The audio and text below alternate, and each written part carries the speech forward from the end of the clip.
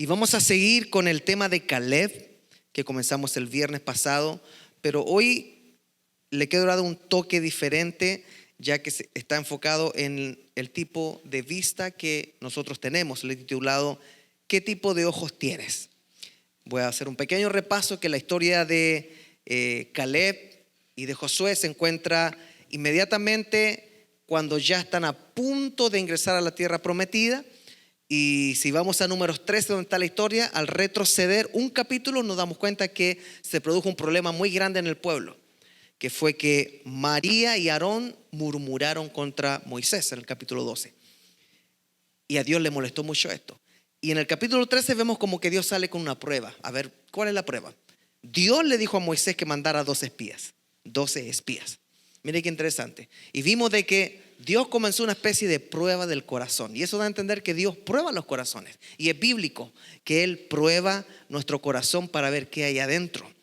Y de los 12 espías que se mandaron, era uno representando a cada tribu. 10 volvieron con mala noticia: no podemos, son muy grandes, parecemos cucarachas, las murallas de la ciudad son grandes. Y 2 volvieron mirando, no con los ojos humanos, carnales, sino mirando por fe, diciendo: si Dios lo dijo, si Dios nos dio la tierra, entonces va a ser de nosotros. Ahora, ¿por qué Dios mandó a buscar a los príncipes de cada tribu? Que eran 12 tribus. Porque sabía de que si mandaban al mejor representante de cada tribu, lo que dijera esa persona iba a influenciar mucho a todos en esa tribu. Entonces mandaban siempre a los más fuertes, los que más daban esperanzas, y 10 de ellos volvieron sin esperanza y con un reporte muy negativo. Entonces solo Caleb y Josué trajeron un reporte positivo. Y en nuestro contexto de hoy estamos buscando el significado. No tiene sentido que la iglesia aprenda historias bíblicas y no tenga un significado contextualizado en nuestra vida, ya que la Biblia no se escribió para nosotros como receptores primarios, sino que nosotros somos receptores secundarios. En el Antiguo Testamento es del pueblo de Israel. En el Nuevo Testamento era para la iglesia primitiva que recibió los evangelios y las cartas, y nosotros somos secundarios en el sentido que aprendemos de lo que se dejó para ellos. Hay algo que me gusta mucho recordar, es diferenciar a Dios con el hombre. Números 23:19 dice: Dios no es hombre para que mienta, ni hijo de hombre para que se arrepienta. Eso es algo que debemos tener muy en claro cuando se trata de confiar en el Señor. Ahora, la pregunta de hoy y el título del mensaje es: ¿qué tipo de ojos tengo? Si hay algo que queda expuesto en los 12 espías que se enviaron, es que 10 veían con ojos humanos y 2 veían con ojos de fe. Y esa proporción es realista. Si usted hiciera una encuesta en una iglesia o en un grupo cristiano, le aseguro que la tendencia es que el 10 son los que ven solamente con los ojos humanos, y solamente 2 van a estar enterados de las cosas espirituales. Duele decirlo. Segunda de Corintios 5:7 dice: pues vivimos por la fe y no por lo que vemos. Entonces la forma en que miramos las cosas define en qué grupo estamos. Si estamos en el grupo de los 10 que miran con el ojo humano las cosas. Y fíjense que no es que sea maldad. Mirar humanamente las cosas es algo normal. Pero Dios nos llama a mirar las cosas en el grupo de los 2, que son los que declaran las cosas por lo que Dios dijo y por lo que Dios prometió. Ahora, ese tipo de personas son las que ven humanamente, pero se van perdiendo las bendiciones que el Señor les da. Y vamos a ver 4 ejemplos donde hace la diferencia de estos 2 grupos, donde había una persona o habían varias personas que no lograban ver lo que Dios estaba viendo.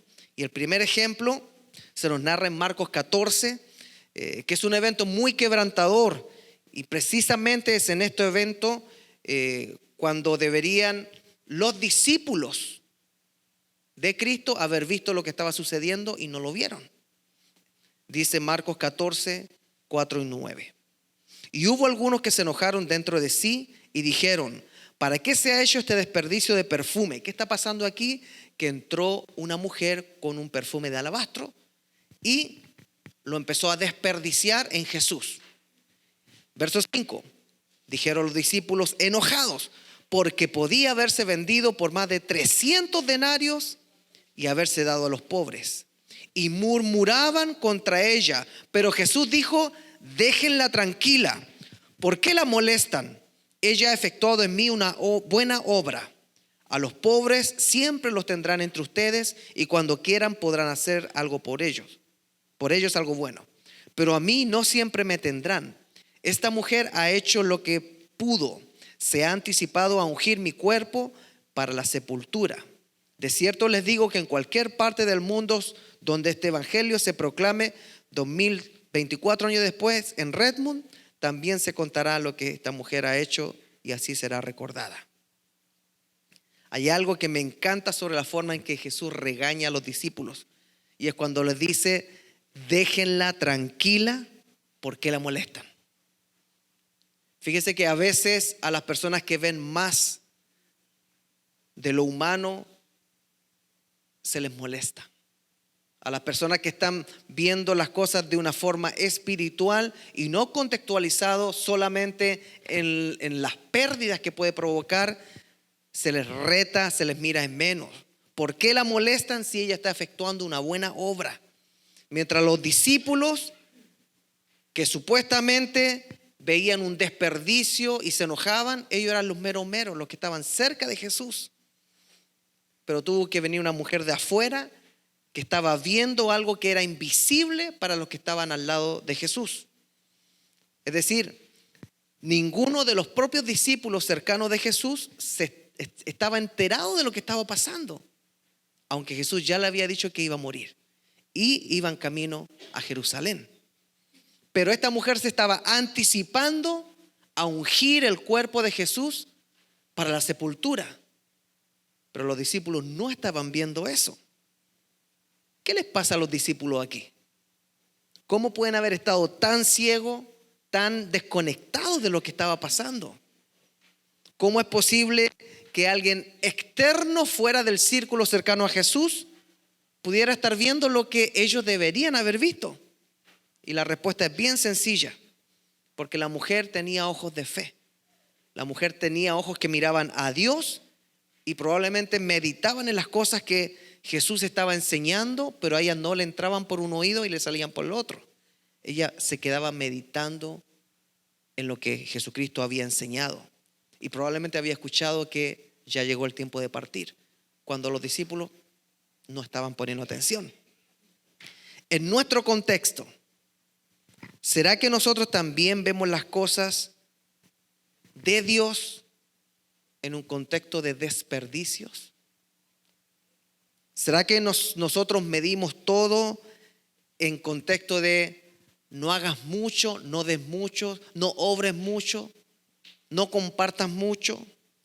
No, porque no me puedo pasar de la hora porque va a ser un desperdicio de tiempo. No, es que no me puedo pasar del dinero para la obra porque es un desperdicio de ingresos. No me puedo dedicar a visitar hospitales, ni cárceles, ni hermanos enfermos, porque es una pérdida de productividad. No se puede planificar un viaje misionero en el verano porque voy a perder mi tiempo de vacaciones en el verano. No puedo dedicarme a orar 1 hora semanal junto a un grupo de oración porque estoy muy ocupado. Es un desperdicio. ¿Cómo es posible que nosotros en la iglesia de hoy también tengamos miopía espiritual? Y al igual que los 10 que volvieron con un mal reporte, de repente nosotros pasamos entregando malos reportes. Uno le pregunta a algunos hermanos: ¿cómo estamos? Ay, aquí andamos. Y empezamos a quejarnos como los 10, ¿no? Y no es que sea mentira que anda mal quizás en algo, pero a mí me bendice de que hay otros que también andan mal, pero andan declarando que están bien. Y capaz que los dos se mueran, pero uno murió declarándose alegre, feliz, confiando en el Señor, y el otro murió declarando solamente quejas. ¿Cómo quisiera ¿Ustedes creen que el Señor quiere una iglesia de discípulos quejones? ¿Por qué se ha hecho de este desperdicio? ¿Quién es esta? A veces las personas que no están en el círculo privado del Señor son las que andan mirando más que los que estamos cerca del Señor. Ejemplo número 2. Y lo interesante es que vuelve a repetirse otro incidente muy parecido, pero no es el mismo. Este incidente es en otra casa, pero también aparece una mujer ungiendo ahora los pies de Jesús, no la cabeza. Juan 12, 1, 8 dice: 6 días antes de la Pascua, Jesús fue a Betania, donde vivía Lázaro, el que había estado muerto y a quien Jesús había resucitado de los muertos.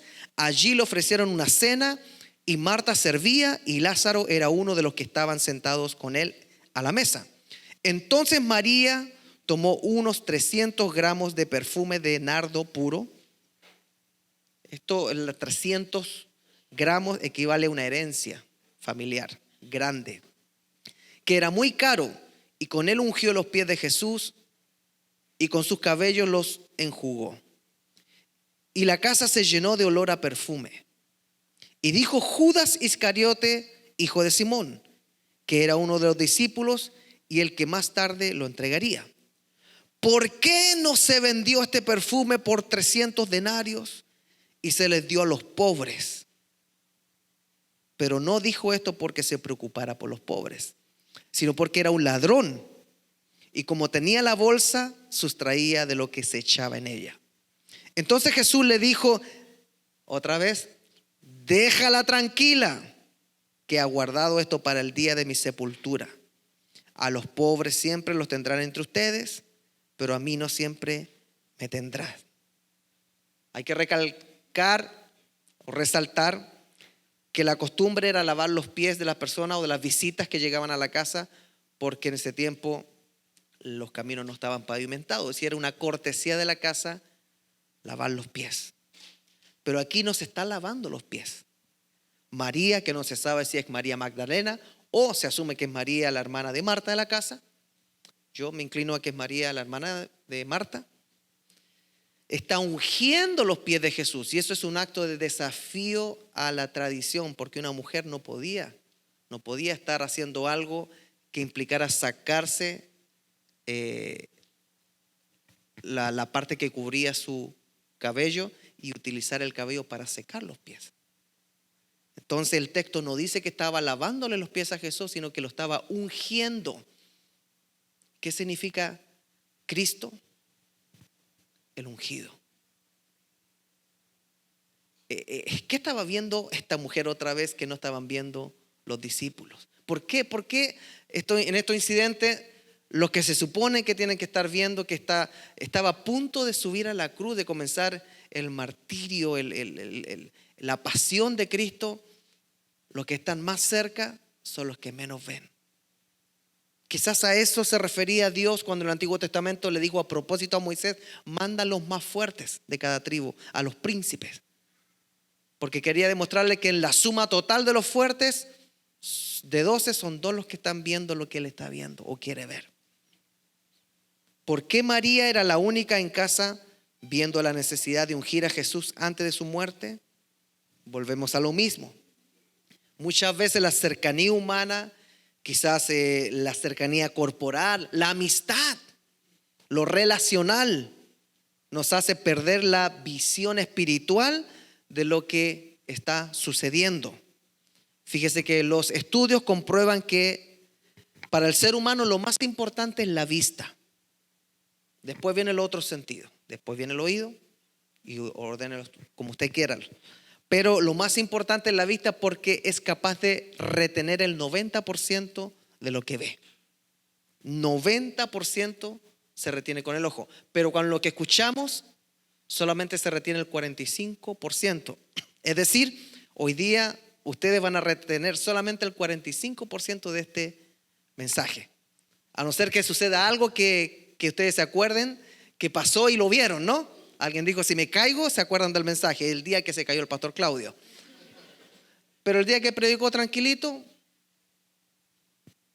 la vista es tan importante para el ser humano Por eso se dice que una imagen vale más que 1000 palabras. Y también se dice ojos que no ven, corazón que no siente. Entonces, ¿por qué es tan importante la vista espiritual? ¿Por qué es tan importante saber de que existen las personas que ven por fe y existen la mayoría, el grupo de los 10, que no vemos por fe, que vemos por ojos normales? Volvamos a leer 2 Corintios 5:7, dice, pues vivimos por la fe y no por lo que vemos. Entonces, amada iglesia, el apóstol Pablo sufría mucho. ¿Sabía usted eso? El apóstol Pablo sufría cárcel, sufría golpizas, sufría desengaños, sufría ataques aún de los propios discípulos que no confiaban que se hubiera convertido el que perseguía a la iglesia. Y aún así, en toda la teología paulina, es decir, lo que Pablo escribió, el apóstol Pablo nos hace una revelación muy simple. Y esta es que así como hay ojos humanos, también hay una vista espiritual. Así como hay oídos humanos, también hay un oído espiritual. Y así como hay un apetito humano, también hay un apetito espiritual. Ahora, que no estemos acostumbrados a utilizar la versión espiritual de esas 3 habilidades que debiera desarrollar el cristiano es otra cosa. Ustedes están aquí por algo, porque tienen apetito espiritual de la palabra. Yo le doy gracias al Señor y bendigo a cada uno de ustedes, porque si están acá demuestra que tienen apetito, no solamente de carne asada como yo. Ahora, si alguien me invita a comer, le entramos hoy día. Pero usted y yo tenemos otro apetito, que espero que no esté acá por compromiso, sino es un apetito por conocer más de Dios, por escuchar más de Dios. Un día viernes aburrido para muchos. Ay, no, es que va a predicar el pastor y los viernes no predica igual que el domingo. Es que va a predicar el hermano, es que va, no sé. Pero hay algunos que dicen, tengo hambre de la palabra del Señor. Y aunque el tráfico esté feo y aunque el cansancio sea muy grande, quieren venir a comer maná del cielo. Porque tienen claro que no solo de pan vive el hombre, sino de toda palabra que sale de la boca de Dios. Así que por eso yo le doy gracias al Señor, porque la iglesia de los viernes es una iglesia que por lo menos tiene un apetito espiritual. Y no sé cuál es el porcentaje de los que abren su oído espiritual. Porque yo sé que me están escuchando, sordos no hay. Pero no sé cuántos de los que están aquí tienen abierto su oído espiritual. Y no sé cuántos de los que están aquí ya quizás van a comenzar a ver cosas diferentes, porque van a abrir sus ojos espirituales, sus ojos de fe. Y ya la conversación no va a ser la misma de siempre a nivel mortal, a nivel de humano, sino que van a haber conversaciones de cosas que nuestro ojo no vio y nuestro oído no escuchó. Porque esas son las que Dios tiene reservadas para revelárselas a los que lo buscan, a los que claman a Él. Clama a mí y yo te responderé. Ahora, el problema es que el enemigo utiliza artimañas para que se cierren nuestros ojos, se cierren nuestros oídos, se cierre nuestro apetito. La palabra dice, no ignoréis las maquinaciones del diablo. Amada iglesia, nuestra falta de fe nos puede hacer entrar en desgracias. Nuestra falta de visión espiritual nos puede provocar entrar en problemas o perdernos de bendiciones. Y nuestra falta de oído espiritual nos puede hacer vivir una vida ordinaria y corriente cuando Dios tenía preparado algo mejor. Porque su palabra dice que es para los que tienen puestos los ojos en Él, para los que confían en Él, que Dios hace todas las cosas para bien. Y entramos al tercer ejemplo, que es cuando el enemigo como que nos confunde la mente. Y este es el ejemplo de Sara. Y Sara es una mujer bien interesante. porque demuestra el ejemplo perfecto de cuando nosotros queremos resolver las cosas con un ojo y con un oído totalmente humano. ¿Qué mujer le dice a su esposo: mira, la cosa no está pasando, pero échale un ojito a mi siervo, mira la guachito? ¿A qué hombre se le ocurre pasarle su amiga a su esposo? Perdón, ¿a qué mujer se le ocurre pasarle su amiga a su esposo? Porque Dios está faltando. Porque Dios no estaba cumpliendo. Dios le dijo a Abraham: te voy a dar un hijo, aunque tenían casi 90 años. Y Sara le faltó la fe, perdió la vista. Y leamos lo que dice. Sarai, mujer de Abraham, no le daba hijos, y ella tenía una sierva egipcia que se llamaba Agar. Dijo entonces Sarai a Abraham: ¿ya ves que Jehová me ha hecho estéril? Te ruego pues que te llegues a mi sierva, quizá tendré hijos de ella. Y atendió Abraham al ruego de Sarai. Mire, le tuvo que rogar mucho a Abraham. ¿Cuántos hombres tendría que rogarle mucho a una esposa para que el hombre decidiera eso, no? Y atendió Abraham al ruego de Sarai. Y Sarai, mujer de Abraham, tomó a Agar, su sierva egipcia, al cabo de 10 años que había habitado Abraham en la tierra de Canaán, y la dio por mujer a Abraham, su marido.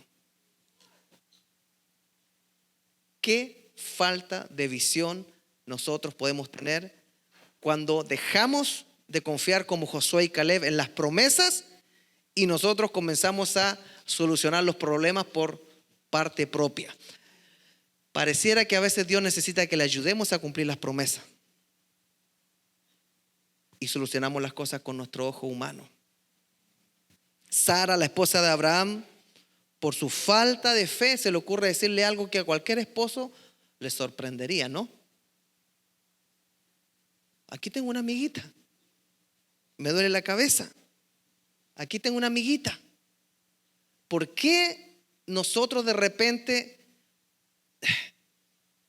por solucionar algo, somos capaces de hacer unas cosas tan locas?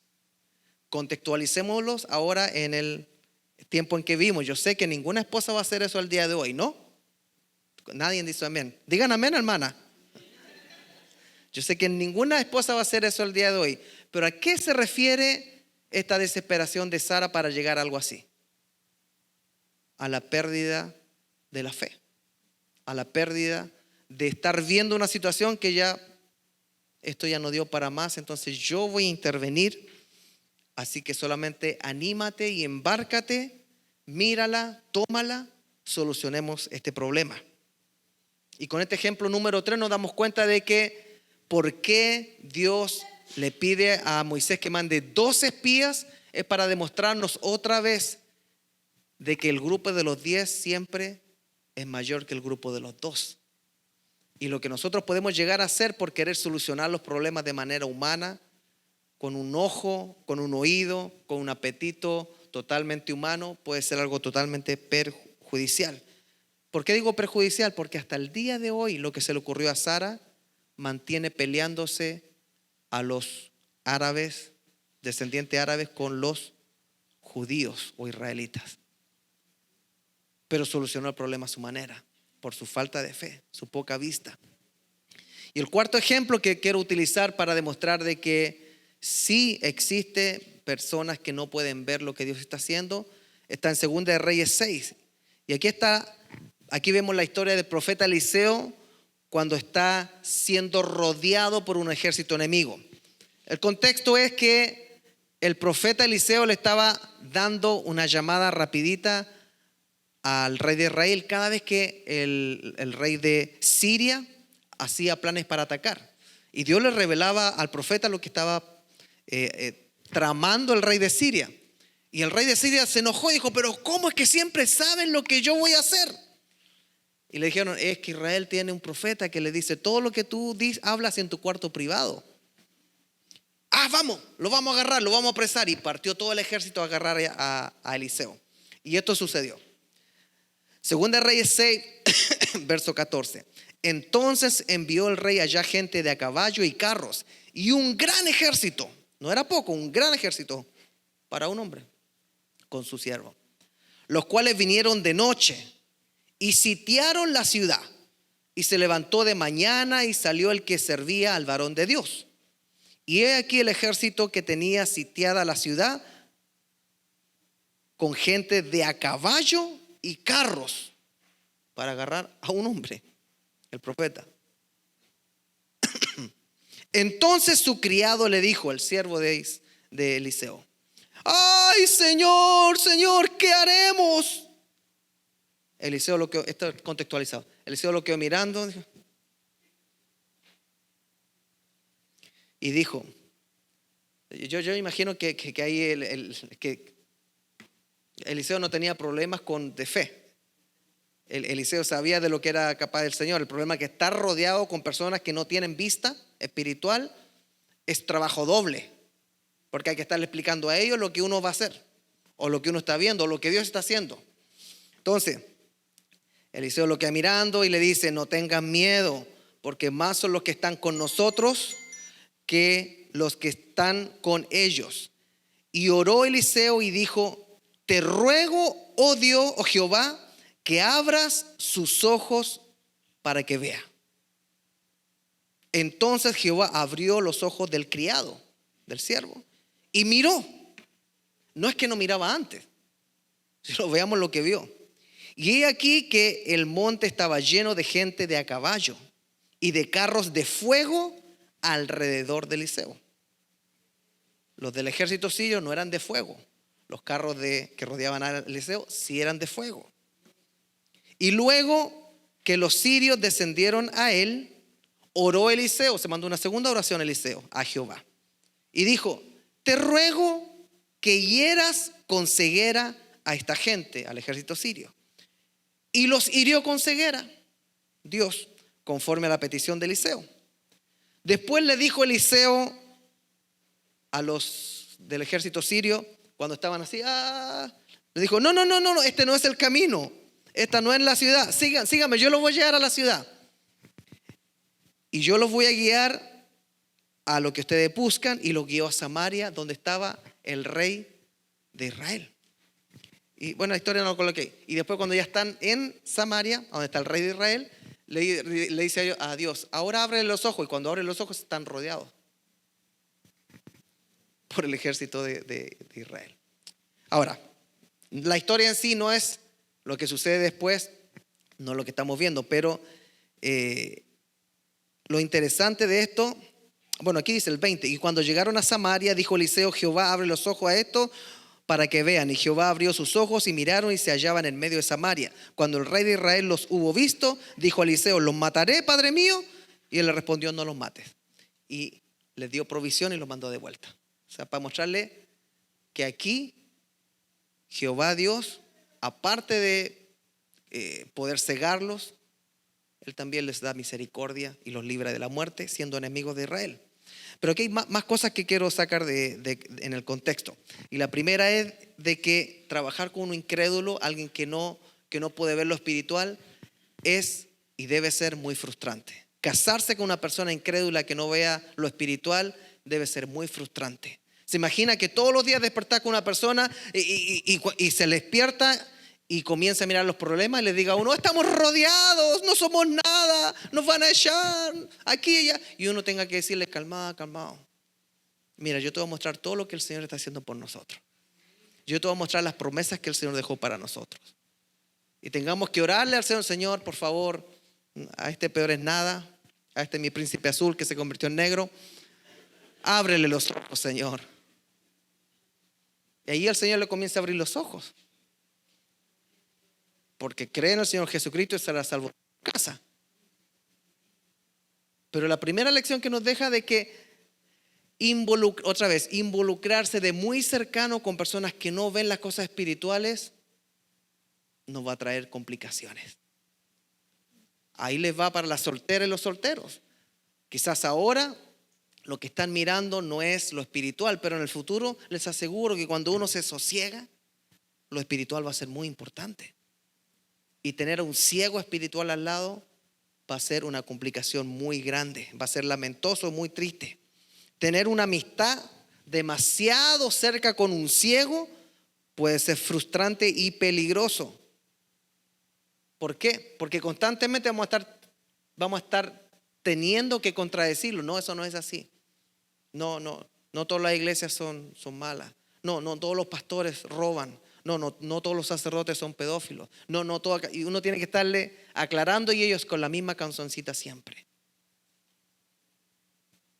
¿Será que de repente nos acercamos demasiado a personas que no tienen vista espiritual y se nos empieza a pegar la ceguera y ya no nos dan ganas de estarle aclarando las cosas? Pues si tú dices que es negro, ya, es negro ya. No importa que sea blanco, ya no estuvo. Ya no quiero pelear más. Ese tipo de relación donde uno termina cediendo, ¿no? Pero si terminamos cediendo y nos acostumbramos a dar un reporte negativo como los 2 espías, ¿a qué estamos jugando entonces? Después de ver estos 4 ejemplos, ¿estamos entendiendo lo que Dios hizo al decirle a Moisés: sepárame los mejores hombres de cada tribu para hacer este experimento? El experimento de Caleb y Josué, donde fueron los únicos de 12, ellos eran 2 y el resto 10, que demostraron que tenían otro tipo de vista. Ahora, si hiciéramos este experimento en la iglesia Creekside, ¿cómo andaríamos? Si te han dicho que no la vas a hacer aquí en Estados Unidos, no lo creas. Si te han dicho que estás rodeado y sobrepasado por situaciones, no lo creas. Si te han dicho que tu problema es muy grande y has creído que el problema es más grande que tu Dios, arrepiéntete. Lo que tenemos que hacer nosotros es tomar esta historia que por segunda vez estamos compartiendo y hacernos la pregunta: ¿con qué ojo estoy mirando? Si hoy día me mandaran a mí a echarle un vistazo a la tierra prometida, ¿con qué reporte volvería a esta iglesia? A ver, si yo le dijera, vamos a coger 12 hermanos y hermanas que van a mirar alrededor 20 millas dónde se puede comprar un templo. Los 12 dirían: está loco el pastor. No tenemos la plata. No tenemos los ingresos. Lo único que tenemos es un evangelio que lleva más de 2000 años sin poder ser detenido, porque es el mensaje de buenas nuevas de salvación que viene directamente del cielo a través del sacrificio de Jesucristo y que habla de muerte, resurrección y vida eterna. Eso es lo único que tenemos. ¿Por qué Dios nos está hablando a través de este mensaje en este tiempo? ¿Será coincidencia o será que hay que matar el tiempo los viernes porque el pastor tiene que hablar de algo?